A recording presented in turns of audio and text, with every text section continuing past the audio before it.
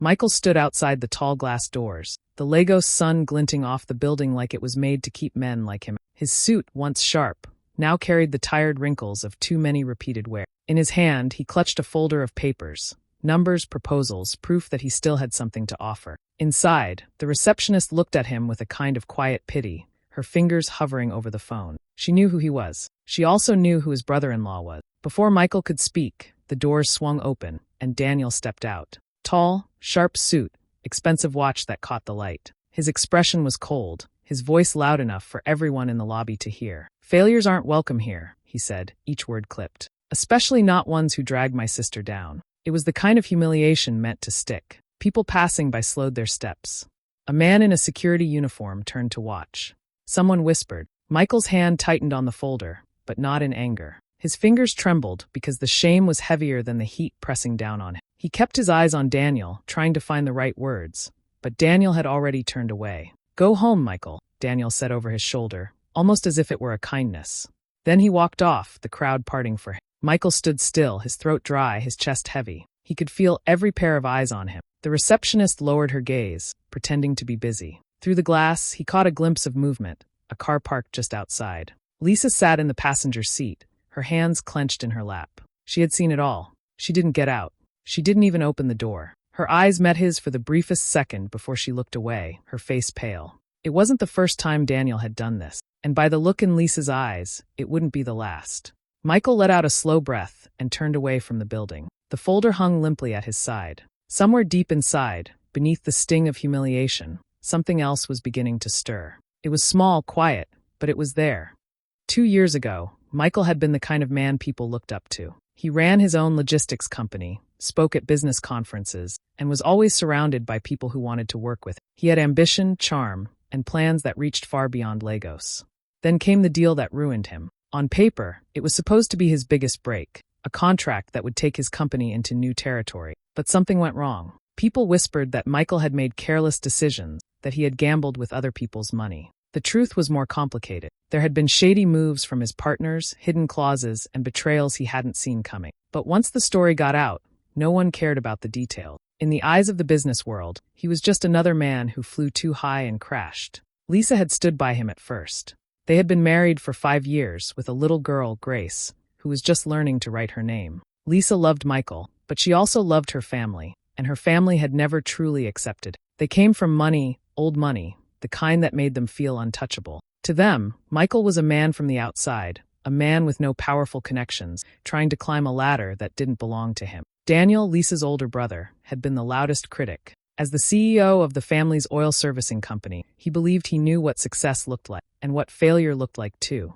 To him, Michael was a risk his sister never should have taken. He said he was only protecting Lisa, but his way of protecting felt more like controlling. Every time Michael stumbled, Daniel was there to remind everyone. Michael refused to give up. After the company collapsed, he took small freelance jobs, worked late nights, and chipped away at his debts. It was slow, humiliating work, but he kept going. He had a plan: rebuild his name, earn back trust, and give Grace the kind of future she deserved. Then came the opportunity. A corporate board was looking for an outside consultant for a major expansion project. Michael had the experience, the research, and the pitch ready. This wasn't just another job. It was his way back into the game. If he could secure this deal, he could open doors again, pay off what was left of his debts, and finally stop living under the shadow of his mistakes. But it wasn't just about money or reputation anymore. Michael knew the unspoken truth. If he failed again, Lisa's family would use it against him. They would push Lisa to leave. And if that happened, they would do everything they could to take Grace away from him, too. The board meeting Daniel blocked him from was more than just a business meeting. It was Michael's last chance to prove he was worth something, as a husband, as a father, as a man. And now, that chance had been ripped from his hands. That night, Michael sat at the small desk in the corner of their bedroom. Grace was asleep, and the house was quiet except for the hum of the ceiling fan. He had been going through his laptop, trying to make sense of why his last 2 investment pitches had failed so suddenly. The files were nothing new: contracts, emails, meeting notes. But then he found something he hadn't noticed before. It was an email chain between 2 investors, one of them a man Michael had been speaking with for months. The messages were blunt. Someone had told them Michael was drowning in debt, that he had a history of mismanaging funds, that his last business collapsed because of dishonesty. The sender of those rumors had a name Michael knew too well: Daniel. Michael stared at the screen, his jaw tight. It wasn't just one deal Daniel had ruined. Both of his last big opportunities had been poisoned before they even began. The investors had pulled out not because of the numbers, but because of the lies. He closed the laptop and went downstairs. Lisa was in the living room, scrolling on her phone. "Did you know?" His voice was calm, but the kind of calm that came before a storm. Lisa looked up. "Know what? That Daniel's been telling investors I'm a financial risk, that I can't be trusted with money." She froze for a second, then set her phone down. "Michael, don't Michael me. Did you know?" Her eyes shifted away from his. "He mentioned something. He said he was protecting me, protecting Grace. He said you were chasing risky deals again, and he didn't want us to go through what happened before." Michael laughed, but there was no humor in it. "Protecting you?" "Lisa, he's not protecting you. He's destroying me. He's making sure I never get back on my feet. He's my brother," she said softly. "He cares about me. About us." "No," Michael said, stepping closer. "This isn't about caring. This is about control. He hates that you chose me. He hates that I don't need him. And now he's making sure I can't survive without him, or without your family's approval." Lisa didn't answer. She just sat there, her hands clasped together. Michael felt the weight of what this meant. Daniel wasn't just an obstacle, he was the enemy. And the enemy wasn't working alone. He had the money, the influence, and the family name. "I'm going to expose him," Michael said quietly, but with a firmness that made Lisa look up. "I'm going to show everyone who he really is." Her voice trembled. "Michael, if you do this, you're going to war with my whole family." "I know," he said, "but I can't let him keep winning." In that moment, Michael understood what was at stake. This wasn't just about getting a deal. This was about his life, his marriage, and the right to be in his daughter's future. And if Daniel thought Michael would keep bowing his head, he was wrong. Michael knew that if he was going to take Daniel down, he would need more than just angry words. He needed hard proof. So he started moving in silence. During the day, he took small freelance jobs to keep money coming. At night, he worked on his real mission. He searched through public company filings, traced shell corporations, and dug into government records. He reached out to an old contact in the banking sector, someone who owed him a favor. Piece by piece, he started finding cracks in Daniel's perfect image. One night, he found the first real breakthrough, a series of wire transfers from the family company to an account in the Cayman Islands. Another file showed payments to a government official just before the company received a huge contract. It wasn't just questionable, it was illegal, but collecting the evidence wasn't easy. Michael had to move carefully. Daniel had influence everywhere, in business circles, in government, even in the media. If word got out that Michael was investigating him, Daniel would crush him before he could act. Meanwhile, Lisa began to notice Michael was home less often. He didn't tell her where he was going or what he was doing. She would wait for him at dinner, only to eat alone. At night, he came in smelling of sweat and city dust, sometimes long after midnight. One evening, she confronted him in the kitchen. "You're disappearing again," she said, crossing her arms. "This is how it started last time. Secrets, long nights, bad decisions." "It's not like that, Lisa," Michael said, opening the fridge but not looking at her. "I'm working on something important." She sighed. "Important for who? You? Or us?" Before he could answer, her phone buzzed. She glanced at it and frowned. Michael didn't have to ask who it was, he knew. Later that week, Daniel showed up at Lisa's office for lunch. Michael didn't know what they talked about, but he could guess. Lisa came home quieter than usual that evening, her eyes searching his face like she was trying to decide if she could still believe him. The real blow came from Grace. She was sitting on the living room floor, drawing with her colored pencils. She looked up at him and asked in the most innocent voice, "Daddy, why does Uncle Daniel always say you make bad choices?" Michael froze.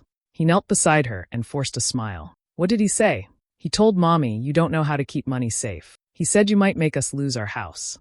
Michael felt something break inside him. Grace didn't understand the politics, the business, or the lies, but she was already hearing them. "Don't worry, baby," he said softly. "Daddy's going to fix everything." But inside, he was burning. A few days later, Daniel made his next move. He called for a family meeting at the estate, a place Michael hated because every wall felt like it was watching him. The living room was full: Daniel, Lisa, their parents, and a couple of cousins who had always sided with Daniel. Daniel began with a calm voice, but his words were sharp. "I've been concerned about Michael's behavior. He's been showing signs of financial desperation, disappearing for hours, maybe even borrowing from the wrong people. We all know what happened last time. I don't want my sister or Grace caught in another disaster." Michael opened his mouth to defend himself, but Daniel raised a hand. "I'm not accusing you, Michael. I'm just saying the family has to protect its interests, and that includes Lisa." Lisa looked down at her hands. She didn't speak. The silence told Michael everything. She was no longer sure whose side she was on. After that meeting,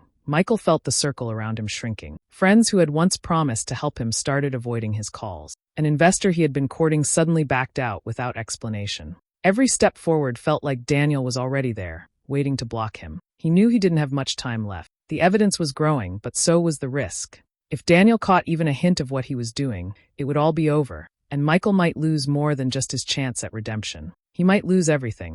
The boardroom was full, the air heavy with the smell of polished wood and expensive perfume. Senior investors sat in their seats, murmuring quietly. Daniel stood at the head of the table, confident as always, speaking about the company's bright future. Then the double doors opened, and Michael walked in. His suit was neat, his shoulders straight. In his hand, he carried a slim black folder. Some heads turned in surprise. Others frowned. Daniel froze for half a second before his lips curled into a smirk. "This meeting is for shareholders only," he said. Michael placed a document on the table. "I have legal authorization to be here." The company's legal advisor glanced at the paper, nodded once, and slid it back. Daniel's smirk faded slightly. "I'm here," Michael said, "because this company has been bleeding money. Not because of bad markets, but because of bad leadership." A murmur went around the table. Daniel laughed, but it was tight. "Is this another one of your stories, Michael?"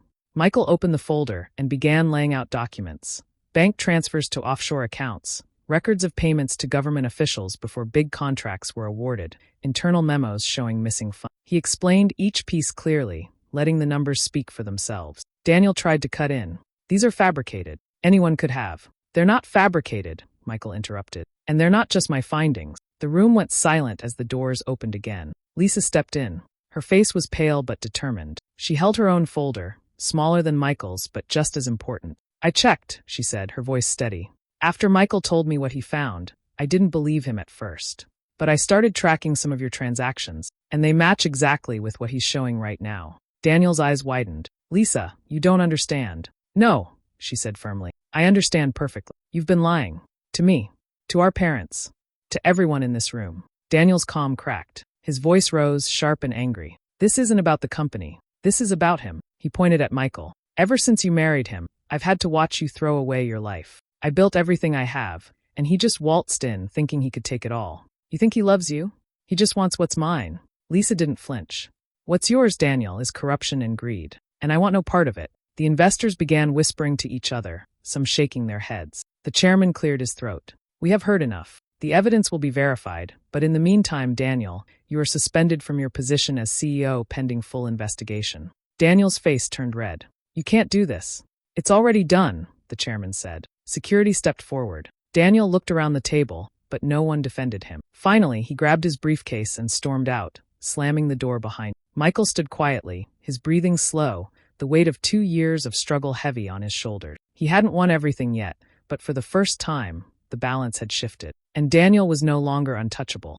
2 days after the shareholder meeting, Michael was called back to the boardroom. This time, the atmosphere was calmer. The chairman greeted him with a firm handshake. "We've reviewed the initial evidence," the chairman said. "It checks out.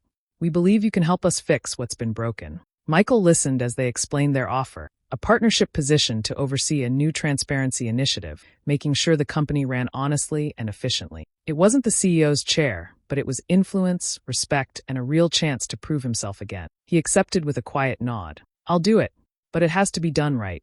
That night, at home, Lisa knocked on his study door. She stepped inside slowly, her eyes red from tears. "I owe you an apology," she said softly. "I let Daniel speak louder than you in my mind. I doubted you when I should have stood with you. I'm sorry." Michael closed his laptop and looked at her. "I understand why you believed him. He's family. But trust isn't just given, it's built. And right now we have to build it back." She nodded. "I want to try. I want us to be a family again." He reached for her hand. "Then we start from here." News of Daniel's suspension hit the business world fast.